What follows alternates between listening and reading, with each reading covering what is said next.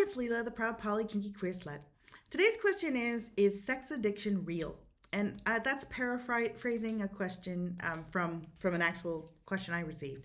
So the actual question that I received was in the context of talking about whether, how you balance life and sex. And I'm just going to read it to you right here. I'm afraid that if I go back to hooking up with a lot of people, it would be hard to stop for some reason, almost like an addiction.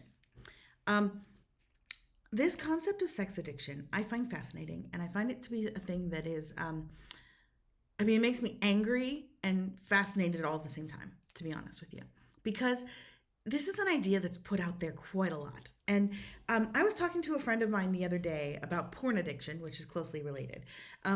And he pointed out that in a culture like people who identified as Christian, where the relevant portion of Christianity in this sense is that the church is generally sex shaming, and saying promiscuous sex is bad.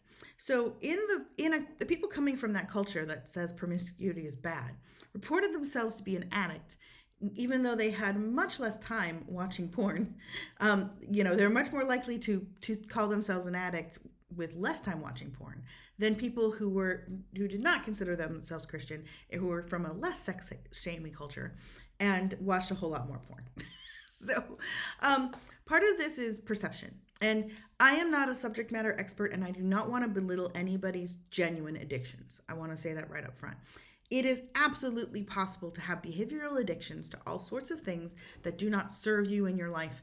And that can be, gambling's one, obviously. Like any behavior you have can become addictive if as a behavioral choice. And that is different from chemical dependency addictions for sure. Things like nicotine addiction or any kind of drug addiction is a chemical addiction as opposed to behavioral addiction. But your brain can give you behavioral addictions to like your phone, to all sorts of things. If you find yourself with an actual addiction to anything, sex, messages on your phone, foods, anything, seek professional help, because behavioral addictions are valid, and it's good to work through whatever's psychologically bringing you to the place where you have that compulsion. And I do not want to belittle that in any way, so let me say that up front. And then I want to say sex addiction is an overblown idea that has done so much harm, because most people who are quote unquote sex addicts are just freaking sluts who aren't getting enough sex in their daily life and don't have outlets for it and healthy ways to express it and healthy ways to get it.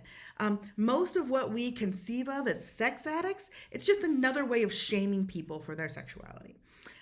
So that part pisses me off.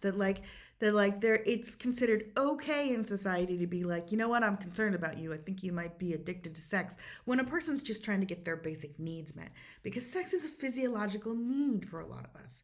As much as we need to make sure that we're eating right, we need to make sure we're having a healthy sex life, and that's an important thing. And I think that when we get too worried about the addiction, then we lose track of getting our needs met in ways that make sense for us.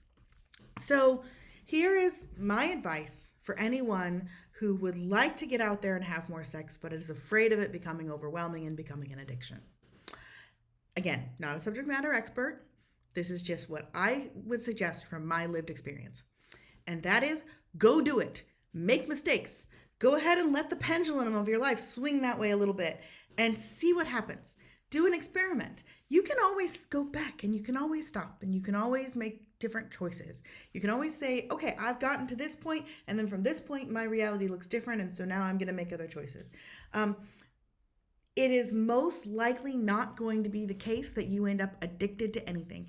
And let's explore that. So worst case scenario, you get into a situation where you are having a lot of casual sex. You're finding that you're obsessed with sex to a point where you feel that's an addiction.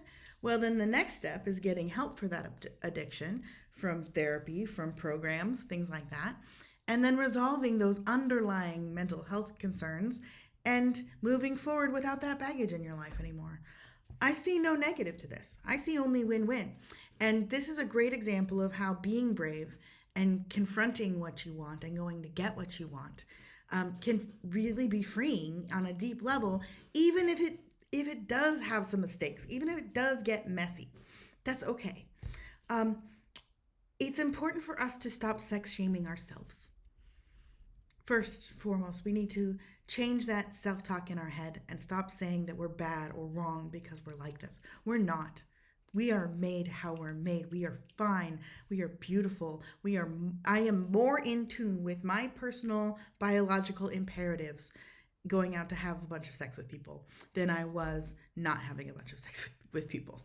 Um, that is a truth I feel in my soul. And so, I know it's hard to be brave. I know it's hard to put yourself out there. I know that those fears are real. And more power to you for even reaching out and asking the question. I mean, all of the good wishes out there in the world. And just the fact that you asked the question and you're aware of this as a concern, I mean, I think that reduces your risk of actually needing to worry about it by a good bit. Um, Generally, the things that blow up on us are not the things that we're aware of and watching out for. They're the things that sneak up on us. But yeah, that's my 2 cents. And again, not a subject expert at all on addiction, but I am something of a person with some lived experience about sex shaming and hyperbole. And yeah, wad that all up and throw it out with the trash and be brave. That's my advice. So, hope that's helpful. Thank you very much for listening. This is Leela, the proud Poly Kinky Queer Slut. You can ask me anything by emailing me at kinkyqueerslut@gmail.com.